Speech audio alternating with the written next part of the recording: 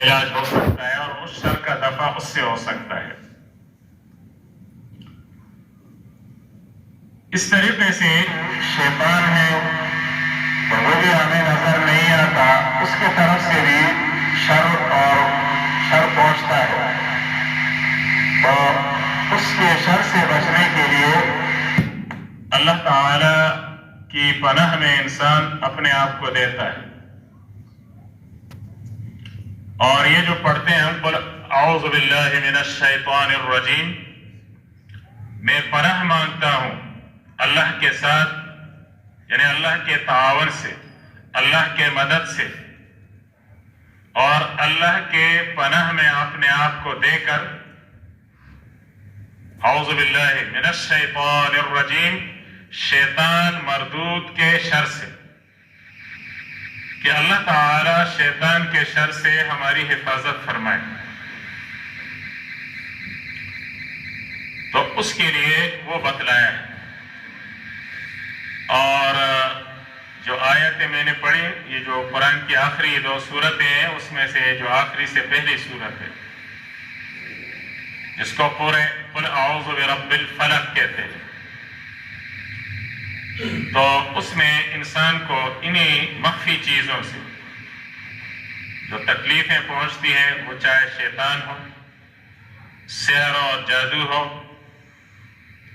جنات کے طرف سے ہو، ان کے شر سے بچنے کی اللہ تعالی کی پناہ مانگی گئی، اور فرمایا قل اعوذ برب الفلق۔ آپ کہہ دیں پیغمبر میں پناہ مانگتا ہوں قل اعوذ برب الفلق،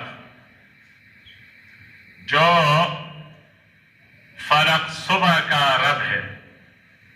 جب صبح کا اندھیرا، رات کا اندھیرا چھٹتا ہے اور روشنی آتی ہے، تو یہ رات کو ختم کرنا اور رات کے اندھیرے میں سے روشنی نکالنا، یہ اللہ تعالی کا کام ہے، اس کے امر سے ہوتا ہے۔ اسی لیے قرآن نے کہا ان جعل اللہ علیکم اللیل سرمدا، اگر ہمیشہ کے لیے اللہ تعالی رات رکھے تم پہ، تو کون ہے جو دن کی روشنی تمہارے پاس لے آئے؟ تو نہیں لا سکتے ہیں۔ یہ ساری دنیا مل جائیں اور رات کے 12 بجے کہہ دیں کہ رات کے 12 بجے کو ہم دن کے 12 بجے بنائیں گے، نہیں بنا سکتے۔ زیادہ سے زیادہ چند بلفیں لگائیں گے تو وہ تو آپ کو معلوم ہے ایک محدود جگہ تک ہوں گے۔ اور اگر اللہ رات بنائے اور رات دن بنائے اور رات کو نہ لائے، ان جعل اللہ علیکم النہار سرمدا یولج اللیل فی النہار ویولج النہار فی اللیل، دن کو رات میں داخل کرنا، دن کو رات میں اور رات کو دن میں داخل کرنا، تو یہ اللہ تعالی کا کام ہے، اس کے امر سے ہوتا ہے۔ تو یہاں کہا قل اعوذ برب الفلق، وہ ذات، وہ اللہ جو صبح کو نمودار کرتا ہے، اس رب کی میں پناہ مانگتا ہوں۔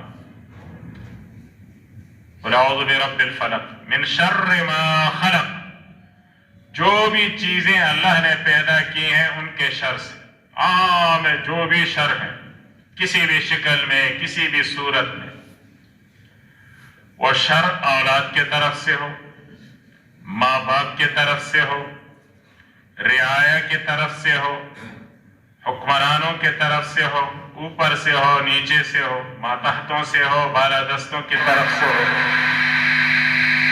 اور جو بھی ہے، کوئی حیوانات ہے، شر ہے، تو اس شر سے ہم پناہ مانگتے ہیں۔ من شر ما خلق، اللہ تعالی نے جو کچھ پیدا کیا اس کے شر سے ہم پناہ مانگتے ہیں۔ اور قل اعوذ برب الفلق من شر ما خلق ومن شر غاسق اذا وقب، اور رات کے اندھیرے کے شر سے جب اندھیرا پھیل جاتا ہے، رات کے اندھیرے کے شر سے، ومن شر النفاثات، اور سحر اور جادوگر عورتیں جب سحر کے عمل کے لیے وہ پھونکے مارتی ہیں، ان کے شر سے بھی ہم پناہ مانگتے ہیں۔ ومن شر النفاثات فی العقد، گرہوں کے اندر جو پھونکے مارتی ہیں ان کے شر سے ہم پناہ مانگتے ہیں۔ تو قل اعوذ برب الفلق من شر ما خلق ومن شر غاسق اذا وقب ومن شر النفاثات فی العقد ومن شر حاسد اذا حسد، اور حسد کرنے والوں کے حسد کے شر سے بھی ہم پناہ مانگتے ہیں۔ جو حسد پہ آئے اس کا بھی شر ہوتا ہے۔ تو بہت سے لوگوں کو حسد پیدا ہو جاتا ہے، کسی کے مال پہ، کسی کے مرتبہ پہ، اور کسی کی کمالات پہ، کسی کے خوبصورتی پہ وغیرہ، جو بھی کوئی اچھی چیزیں ہیں، اللہ کی نعمتیں ہیں، اس پر حسد پیدا ہوتا ہے۔ ومن شر حاسد اذا حسد، تو جب حاسد حسد کرنے پر آتا ہے تو وہ بھی پھر نقصان پہنچانے کی تدبیریں کرتا ہے اور نقصان پہنچاتا رہتا ہے۔ یہ آج جو دنیا میں یہ اقتداروں کے اور حکومتوں کے یہ جو لڑائیاں ہیں، یہ آپ دیکھیں تو یہ وہی ہے، حسد۔ اس کے پاس یہ اقتدار ہے، یہ منصب ہے، یہ کرسی ہے، اس سے یہ ہم چھینیں اور ہم لے لیں۔ تو عموماً تو یہی ہے۔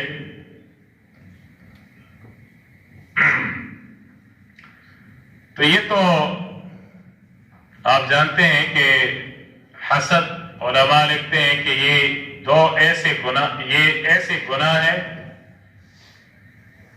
جو جنت میں شیطان نے کیا، تکبر اور حسد۔ کہ آدم علیہ السلام کو اللہ نے فرشتوں سے سب کو کہا آدم کو سجدہ کریں، تو سب نے تو سجدہ کر لیا، ابلیس نے سجدہ نہیں کیا، ابا واستکبر، اس نے انکار کیا اور تکبر کی، بڑائی کی، اور کہا خلقتنی من نار وخلقتہ من طین، آپ نے مجھے آگ سے بنایا، میں برتر ہوں، اور آدم کو کیچڑ سے بنایا۔ تو مسئلہ یہ تو نہیں تھا کہ کس کی اصلیت اور میٹیریل کیا چیز ہے، مسئلہ یہ تھا کہ حکم کس کا ہے۔ حکم تو اللہ رب العزت کا تھا، تو اللہ تعالی نے اس کو مردود بنایا۔ اس نے حسد کی وجہ سے اور تکبر کی وجہ سے آدم علیہ السلام کو سلامی نہیں کی، سجدہ نہیں کیا۔ اور جب زمین پہ حضرت آدم علیہ السلام آئے اور ان سے اولادیں پیدا ہوئی، تو ایک لڑکا ایک لڑکی ایک ساتھ پیدا ہوتے تھے، توامین بچے ہوتے تھے، جڑواں بچے، ایک لڑکی ایک لڑکا۔ تو یہ حکم تھا اس وقت کہ ایک ساتھ جو لڑکا لڑکی پیدا ہوئی، اس کا حکم تو بہن بھائیوں کا تھا، نکاح نہیں ہو سکتے۔ لیکن جو پہلے دفعہ کا لڑکا ہے اس کا نکاح دوسرے دفعہ کی لڑکی سے، اور پہلے دفعہ کی لڑکی کا نکاح دوسرے دفعہ کے لڑکے سے یہ ہو سکتی تھی۔ اس کا حکم ایسا تھا جیسے کہ چچزاد بہن بھائی ہیں، تو جیسے وہ بھی تو چچزاد بہن تو کہتے ہیں ہم لوگ، لیکن نکاح تو ہو سکتا ہے۔ وہ ذرا دادا میں شریک ہے، دادا ایک ہے، اور یہ جو عام باپ سے ہے اس میں باپ اور ماں ایک ہے۔ تو شریعت نے ایک درجہ اس شریعت میں، بعد کے شریعتوں میں دوسرے درجے میں تو نکاح جائز رکھا، جو باپ اور دادا دادی میں جو شریک ہیں ان کا نکاح ہو سکتا ہے۔ لیکن اس سے نچلے درجہ جو باپ اور ماں میں شریک ہے اس کا نکاح نہیں ہو سکتا۔ لیکن اس وقت یہ تھا کہ ہو سکتا ہے۔ تو ہر وقت کے لیے اللہ تعالیٰ کا حکم ہوتا ہے، جیسے اللہ کا حکم آتا ہے تو بندہ تو اس کے تابع۔ جیسے عام طور سے شکار کرنا جائز ہے نا، لیکن اگر احرام باندھے ایک شخص، عمرے کا اور حج کا احرام، تو محرم شخص یہ شکار نہیں کر سکتے، اور کر بھی لے تو اس کے ہاتھ کا شکار حرام ہوتا ہے۔ وَلَا تَقْتُلُوا الصَّيْدَ وَأَنْتُمْ حُرُمٌ، تم شکار کو مت قتل کرو جب تم احرام میں ہو۔ اور اس طریقے سے مکہ کا جو حدود حرم ہے اس کا شکار بھی حرام ہے۔ وہاں مثلا مکہ کے اندر کوئی ہرن آ جائے، کوئی کبوتر ہو، کوئی چکور ہو، کوئی ہرن ہو، کوئی خرگوش ہو، اس کا شکار حرام نہیں کر سکتے آپ، حدود حرام کا۔ اگر محرم نہیں بھی ہے تب بھی حرام ہے، اور محرم کے لیے حدود حرم سے باہر بھی حرام ہے۔ تو اللہ کا حکم ہے فَإِذَا حَلَلْتُمْ فَاصْطَادُوا، جب احرام سے حلال ہو جاؤ یعنی حدود حرم سے باہر نکلو اور احرام میں نہ ہو، حدود حرم بھی نہ ہو، پھر شکار کیا کرو، پھر تمہارے لیے شکار حلال ہے۔ تو اللہ کا حکم ہوتا ہے نا، جیسے آپ بیوی کے ساتھ حج میں گئے، ظاہر ہے اتنا مسئلہ تو معلوم ہوگا آپ کو، تو نکاح تو کوئی ٹوٹا نہیں، آپ کی بیوی ہے، لیکن جب تک احرام میں ہے تو آپ جنسی تعلقات کی باتیں تک اپنی بیوی سے نہیں کر سکتے ہیں، شہوت سے ہاتھ نہ لگائیں اپنی بیوی کو، بوس و کنار نہ کریں بیوی کے ساتھ، باقی کام تو چھوڑیں، وہ تو ہے ہی منع، یہ بھی منع ہے، کیوں؟ اللہ تعالی کا حکم ہے۔ اور احرام نہ ہو تو آپ کے لیے جائز ہے، یا رمضان کے اندر دن کے وقت بیوی ہوتی ہے لیکن قربت اور نزدیک ہونا جائز نہیں ہے، لیکن جب رات ہو جاتا ہے احل لکم لیلۃ الصیام الرفث الی نسائکم، تو نزدیکی رات کے وقت رمضان میں جائز۔ تو اصل مسئلہ تو اللہ تعالی کے حکم کا ہوتا ہے۔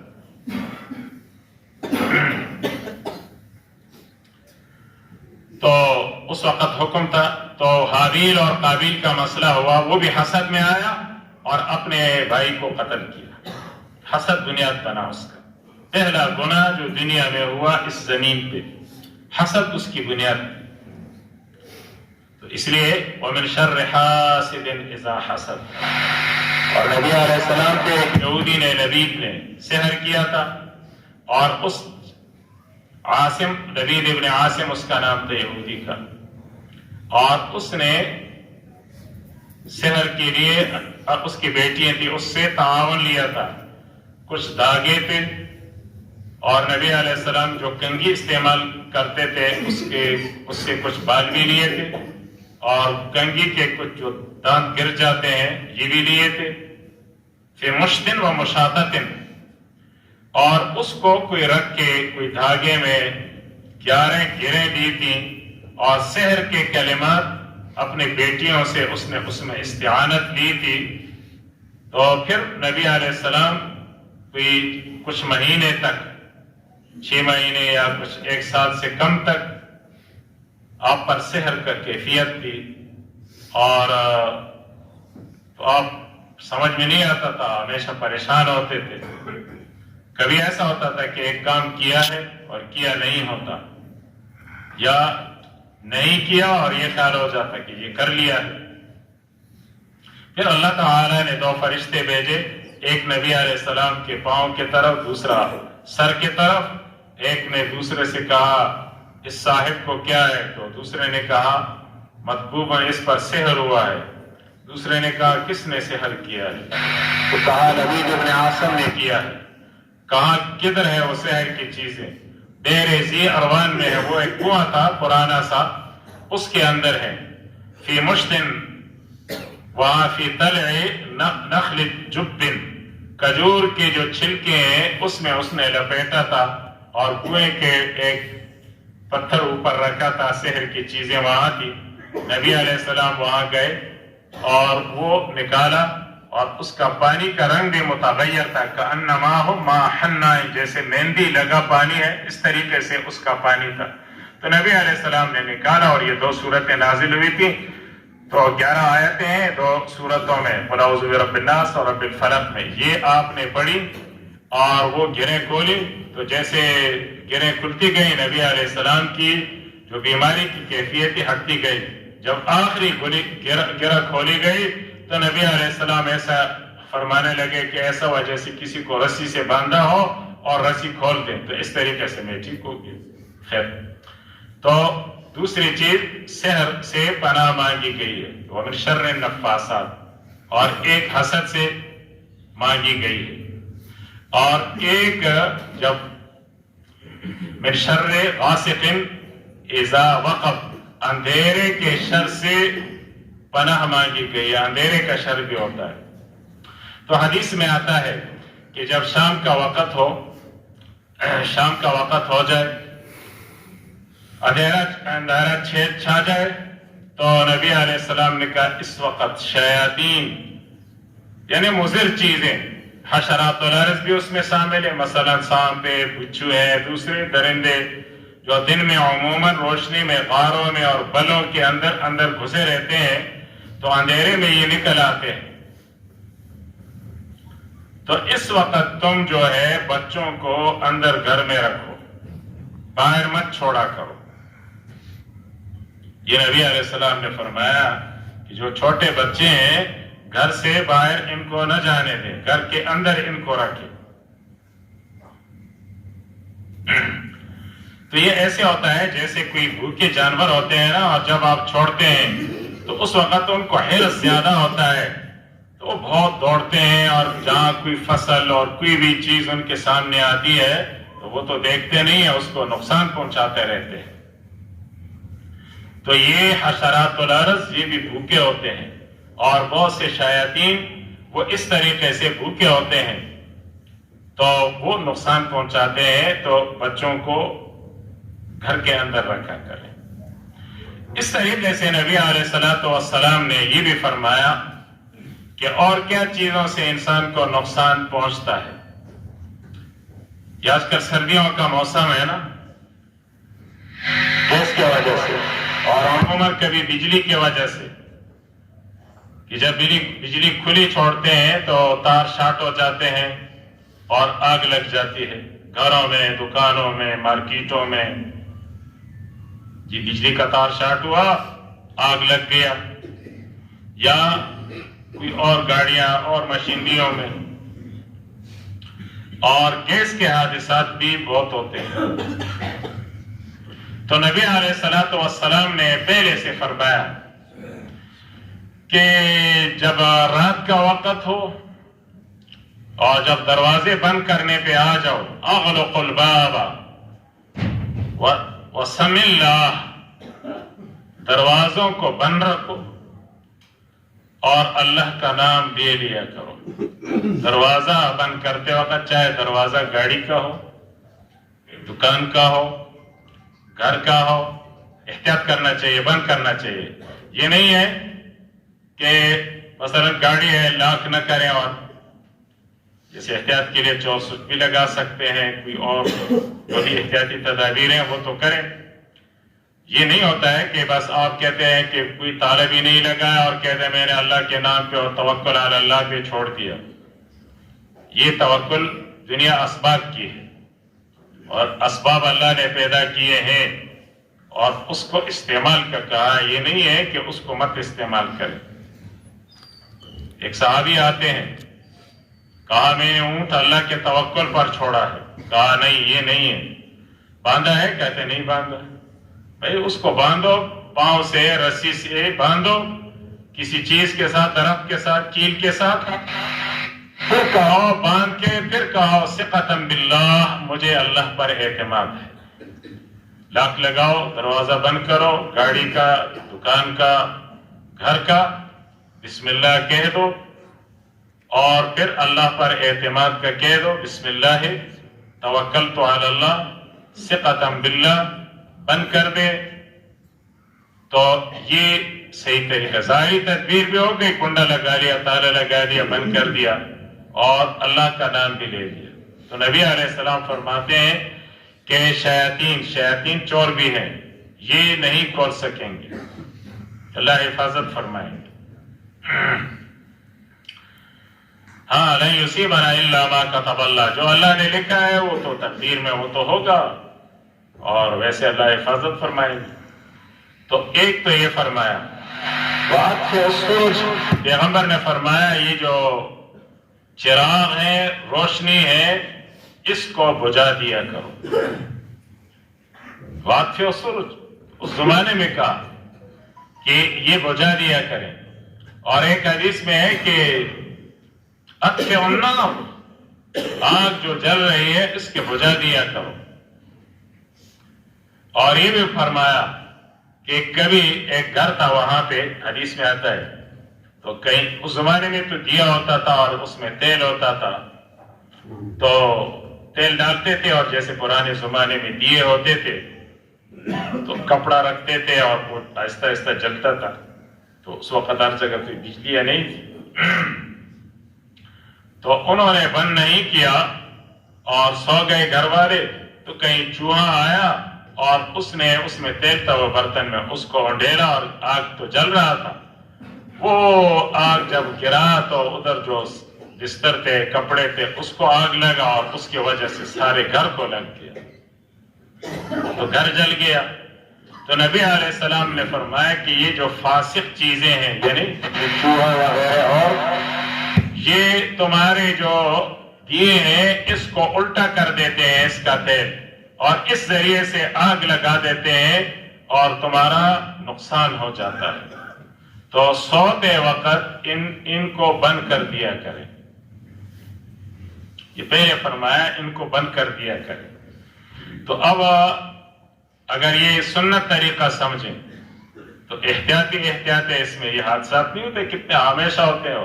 ظاہر ہے کوئٹہ شہر اور ان علاقوں میں چونکہ سردی زیادہ ہوتی ہے، جی سردی کی وجہ سے ہیٹر کھلے چھوڑے اور گیس گئی آئی یا آکسیجن ختم ہوا، اور وہاں ایک دو کبھی چار کبھی پورے گھر کے لوگ وہاں مر جاتے ہیں، وفات پا جاتے ہیں۔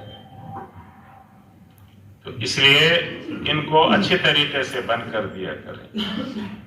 اور جو بجلی ہے اس کو بھی، جیسے مین سوئچ ہوتا ہے جہاں مثلا دکانیں ہیں اور بند ہوتی ہیں، ان کو تو ضرورت نہیں ہوتی ہے، تو وہاں احتیاط کر کے اس کو بند کر دیا کریں۔ اور گھروں میں تو خیر چھوٹے موٹے بلب ہوتے ہیں، تو جیسے تار ہے، وائرنگ ہے، فٹنگ ہے، وہ صحیح کریں احتیاط سے، کہ ایسا نہ ہو کہ اس سے حادثات ہوں۔ تو اس طریقے سے نبی علیہ السلام نے یہ امت کی تعلیم دی ہے۔ اور یہاں تک جو پانی ہے نا، نل کا، یا اس زمانے نلکے تو نہیں ہوتے تھے، مشکیزے ہوتے تھے، دیواروں کے ساتھ لٹکتے تھے، تو نبی علیہ السلام نے فرمایا کہ ایسا مت کرے کہ جیسے کوئی برتن ہے اس پہ منہ لگا کے مت پیے، تو مشکیزہ اس کا منہ کھولا اور منہ لگا لیا، تو ایک تو دو نقصانات ہیں اس میں، اندر کیا ہے اس کا پتہ نہیں لگے گا، اور دوسرا کبھی زیادہ پانی پریشر سے آ جائے گا، تو زیادہ پانی بھی تو انسان کو خراب کر دیتا ہے۔ تو آج کل خیر وہ تو نہیں ہے، لیکن یہ چیزیں ہیں، نلکے ہیں مثلا، نلکے پہ منہ لگا کے مت پیا کریں۔ اب ہو سکتا ہے اس پانی کے اندر کچھ زہریلی چیزیں ہو، حشرات الاز ہو، کچرا ہو، ایسی چیزیں ہوں تو نقصان ہوگا۔ اور کبھی زیادہ پریشر کا ہے تو آپ کا خیال یہ ہوگا پانی تھوڑا ہے، تو آپ کا ناک سے بھی نکلے گا اور کانوں سے بھی نکل جائے گا، تو نقصان ہوتا ہے۔ تو اور یہاں تک فرمایا کہ جو برتن ہے نا ٹوٹے ہوئے کنارے، اس میں عموماً ٹوٹے ہوئی جگہ میں جب مٹی کے برتن ہو تو وہاں میل کچیل جمع ہوتا ہے۔